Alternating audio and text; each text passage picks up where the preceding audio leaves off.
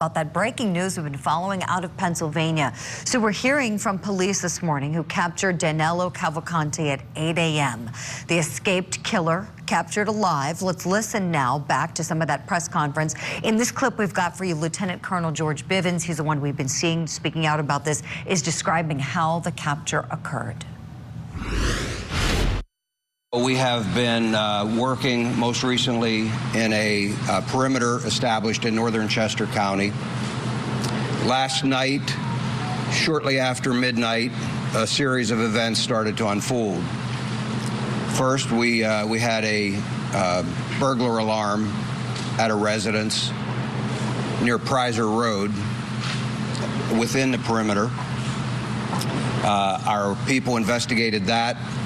Did not find Cavalcante there or anyone else, but it started to bring some of our people into that area. We had been searching an area not far from there already with some tactical teams that night. There was an aircraft overhead utilizing FLIR technology, and close to 1 a.m. picked up a heat signal that they began to track. It was west of PA 100 and north of Prizer Road. Tactical teams began to converge on that location where the heat source was moving. Unfortunately, we had a weather system that also came in, and we had lightning that was flashing all around, and it caused the aircraft to have to depart the area. Tactical teams made a decision to secure that area, that smaller area, as best they could, and hold it through the storm and until we could bring additional resources in and bring aircraft back overhead to ensure that we did not have an issue with an escape. That resumed early this morning, and shortly after 8 a.m., tactical teams converged on the area where the heat source was. They were able to move in very quietly. They had the element of surprise. Cavalcante did not realize he was surrounded until that had occurred. That did not stop him from trying to escape. He began to crawl through thick underbrush, taking his rifle with him as he went.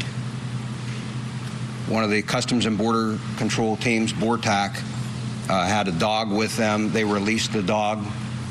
Some of our PSP CERT members were also there, had him surrounded. The dog subdued him, and team members from both of those teams immediately moved in. He continued to resist, but was forcibly taken into custody. No one was injured as a result of that. Excuse me. He did sustain a minor bite wound. Armed and dangerous, he is no more. Disarmed and captured and taken down by a police canine. That dog did what it was trained to do. Good for that dog, and bravo to all of those law enforcement heroes who worked so hard, diligently for the past 13 days to get this guy, and thank goodness everyone in the public stayed safe. I want to bring back in my guest, still with me, retired Deputy Inspector for the NYPD, Corey Pegues, and Trial Attorney Kenan Kearney, also a member who served in our military formerly. Gentlemen, I want to get your thoughts on what law enforcement did this morning. Corey, to you first, please. Oh, yeah.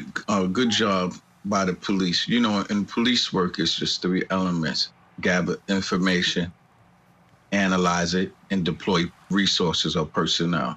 It took a little while longer than we would like, and I felt bad for the community because they was pretty much held hostage. But again, they hit on all 3 cylinders and made a safe capture of this murderer, and hopefully he'll never escape again. They showed all of us how it is done. I've got a picture after the capture I want to show you all. This gave me chills as soon as I saw it. All of those law enforcement officers standing around him. Okay, that's not the picture I was thinking we were going to see, but this is a good one too, because look, we see him captured, handcuffed, bloody face. We can thank the dog for that, by grabbing him up, apprehending him. We know he was armed with that rifle at the time. and now he's in police custody. But there's another picture, Ken, and maybe you've seen it. It's been circulating online. All the law enforcement standing around him. He's right in the middle, cuffs, on behind his back with his wrists, and he's going to be carted off to jail and then hopefully sent back to Brazil and deported, as he's not in our country legally. Ken, and your reaction to this marvelous work by these police officers? Well, Julie, I'll just say, in looking at the picture right here, as a Cowboys fan, I am definitely happy that this evil man is being arrested. But I will also say, seriously, shout out, kudos to the law enforcement. They were able to utilize all of the different services necessary in order to capture this criminal. I was blown away by the officer informing us of the infrared that they were using, of all of the different teams that were able to cooperate and get this job done. So I am very thankful, and I am very certain that the constituents and the community in which he was arrested, those individuals are very much thankful as well. Definitely. You both making wonderful points. And, for all those who criticize law enforcement, I want to say I'd like to see you try to do the job. For people on social media who want to, call themselves a detective and think that they're the member of a SWAT team who can take down a suspect like this. It is scary work. It is deadly work. It is often thankless work. And so, and one bravo point, Julie, to all those men and women. Yeah, Go ahead, one Corey. point for the listen, the viewers. This is a perfect case of police work isn't 40 minutes and 20-minute commercials. That's right. See, it took 13 days.